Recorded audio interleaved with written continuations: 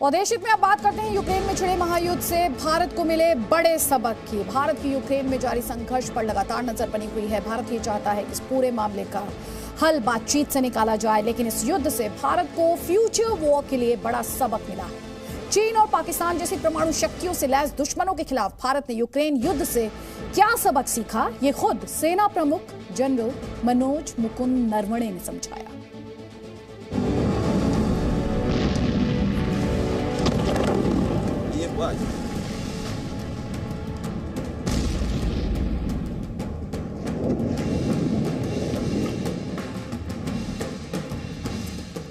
रूस की सेना यूक्रेन के अलग अलग शहरों में जोरदार हमला कर रही है।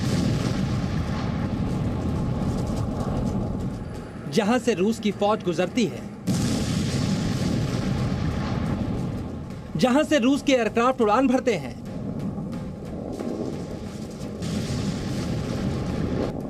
जहां जहां रूस की मिसाइलें गिरती हैं,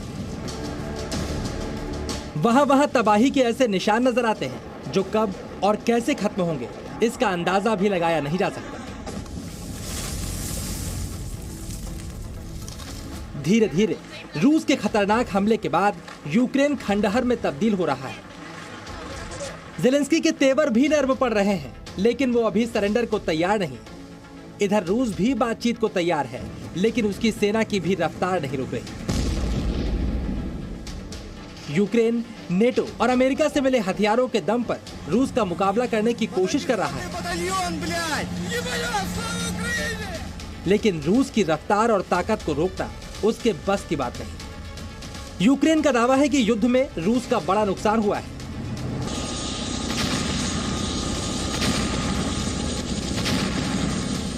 तस्वीरें भी इस बात की तस्दीक करती हैं कि रूस के टैंक, विमान और हेलीकॉप्टर युद्ध में नष्ट हो रहे हैं। लेकिन इसके बावजूद रूस की आक्रामकता में कोई कमी नहीं है और यूक्रेन में जारी इस महासंग्राम के बीच भारत के सेना प्रमुख जनरल मनोज मुकुंद नरवणे का एक बड़ा बयान आया है, जिसमें यूक्रेन युद्ध के बाद भारत को मिला बड़ा सबक भी छिपा है और चुनौती भी। भारत दुनिया की एक बड़ी सैन्य ताकत है, लेकिन भारत के दुश्मन भी परमाणु शक्तियों से लैस हैं। ऐसे में युद्ध की तैयारी और युद्ध का खतरा दोनों भारत के लिए बड़ी चुनौती है। और यूक्रेन वॉर के बाद तो सेना अध्यक्ष ने साफ साफ कह दिया है, युद्ध कभी भी हो सकते हैं, हमें उसके लिए हमेशा तैयार रहना होगा। यूक्रेन संकट के बीच सेना प्रमुख का यह बयान इसलिए भी महत्वपूर्ण है क्योंकि हम एलओसी में परमाणु शक्ति संपन्न पाकिस्तान और एलएसी पर चीन जैसी महाशक्ति का सामना कर रहे हैं। ऐसे में भारत को अपनी तैयारी हमेशा अपडेट रखनी होगी। पहला प्रश्न जनरल नरवणे की स्टेटमेंट कितना महत्वपूर्ण है एलएसी का। मेरा उत्तर, जनरल नरवणे ने जो बात कही है ये एब्सोल्युटली ऑन द मार्क और बहुत अर्जेंट हमें विचार में रखनी चाहिए। क्योंकि देखिए, इस समय जब रूस और अमेरिका एंगेज हो रखे हैं यूरोप में, चाइना का क्या रोल है? चाइना कुछ तो देख रहा है रूस के युद्ध को, पर चाइना ये भी तो देख रहा है उसकी जो ड्रीम्स हैं ताइवान के बारे में और जो उसका विचार है भारत के बारे में, उसका कैसे इस मौके का फायदा उठाया जाए। अब सवाल उठता है, इस चुनौती के लिए भारत कितना तैयार है? तो इसका जवाब है ये खतरनाक हथियार जो दुनिया के अलग अलग युद्ध क्षेत्रों में अपने रण कौशल को साबित कर चुके हैं। फिर चाहे वो फ्रांस से भारत को मिला लड़ाकू विमान रफाल हो,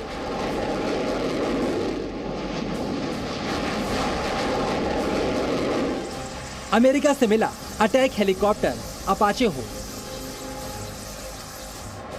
रूस से भारत को मिले सुखोई 30 और मिग 29 जैसे लड़ाकू विमान हो, या फिर रूस से ही मिला S-400 एयर डिफेंस सिस्टम हो। भारत के पास एक्स्ट्रा लाइट होवित्जर तोपें भी मौजूद हैं, जिसे भारत ने अमेरिका से हासिल किया है। यूक्रेन वॉर के बीच भारत की किसी भी संभावित युद्ध की तैयारियों को दिखाने के लिए ये सारे आधुनिक हथियार काफी हैं। ये हथियार भारत के खिलाफ युद्ध छेड़ने की कोशिश करने वाले किसी भी देश के दिल में दहशत पैदा कर सकते हैं। हमें ऑब्वियसली अपनी मॉडर्नाइजेशन करनी है। गेम चेंजर या जितने मॉडर्न से मॉडर्न हम हथियार विदेशी देशों से अभी ले पा रहे हैं, हम खुद तो बना नहीं रहे हैं, उससे अपनी फोर्सेस को लैस करना है ताकि अर्जेंट इमीडिएट हमारी जो रिक्वायरमेंट है उसके लिए हम चीन, पाकिस्तान तो अलग रखिए, चीन जैसे प्रतिद्वंदी को हम एक तगड़ा जवाब दे सके। भले ही यह हथियार भारत की सैन्य ताकत को दिखाने के लिए काफी हों, लेकिन भविष्य की लड़ाई के लिए भारत का वॉर गेम कुछ और ही रहने वाला है। फ्यूचर वॉर के लिए भारत को दुनिया के अलग अलग देशों से मिले इन विनाशकारी हथियारों की नहीं, बल्कि स्वदेशी घातक अस्त्रों की जरूरत पड़ेगी, जिसके संकेत भी सेना प्रमुख ने दे दिए हैं। हमें स्वदेशी हथियारों के साथ भविष्य के युद्ध लड़ने के लिए तैयार रहना होगा।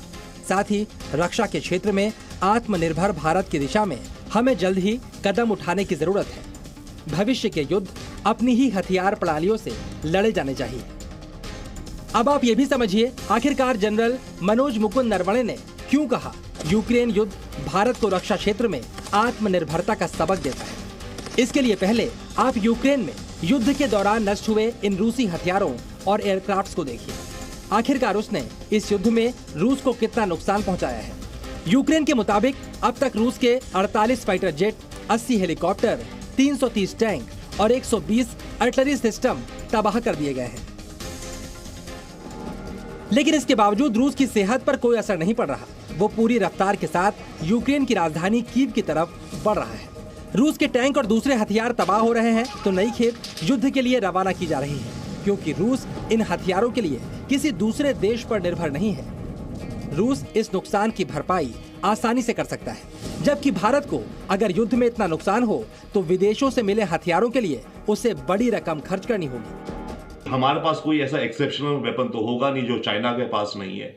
इसके बाद आखिरी बचता है न्यूक्लियर। हमारे पास भी न्यूक्लियर है, चाइना के पास भी न्यूक्लियर है।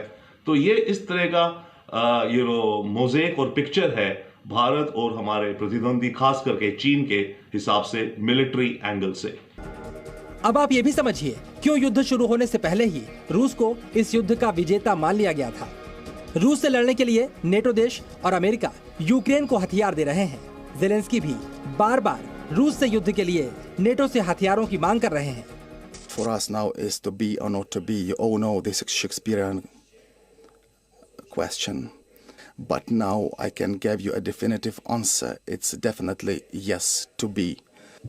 We will not give up and we will not lose.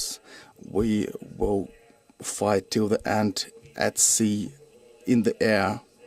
We will continue fighting for our land, whatever the cost. We will fight on the banks of different rivers like Dnieper. लेकिन सच्चाई यही है कि मांगे हुए हथियारों से Zelensky के लिए रक्षा क्षेत्र में आत्मनिर्भर रूस से जंग जीतना लगभग नामुमकिन है। और यही वजह है भारत के सेना अध्यक्ष ने रक्षा क्षेत्र में आत्मनिर्भर चीन जैसे देशों की चुनौती को देखते हुए स्वदेशी हथियारों से फ्यूचर वॉर की तैयारी की बात कही है। और सच्चाई ये है कि अब भारत रक्षा क्षेत्र में आत्मनिर्भर होने के लिए तेजी से कदम आगे बढ़ा रहा है। अब हथियार देश में बन रहे हैं और धीरे धीरे भारत हथियार आयात करने वाले देश के साथ साथ निर्यात करने वाला देश भी बन रहा है। यूक्रेन युद्ध ने भारत को कई सबक दिए हैं, जिसमें सबसे बड़ा सबक रक्षा क्षेत्र में आत्मनिर्भरता का है, जो भारत को भविष्य की सुपर पावर बनाएगा। Bureau report, ji media. Presenting B News app, available on Google Play and App Store. Download it now.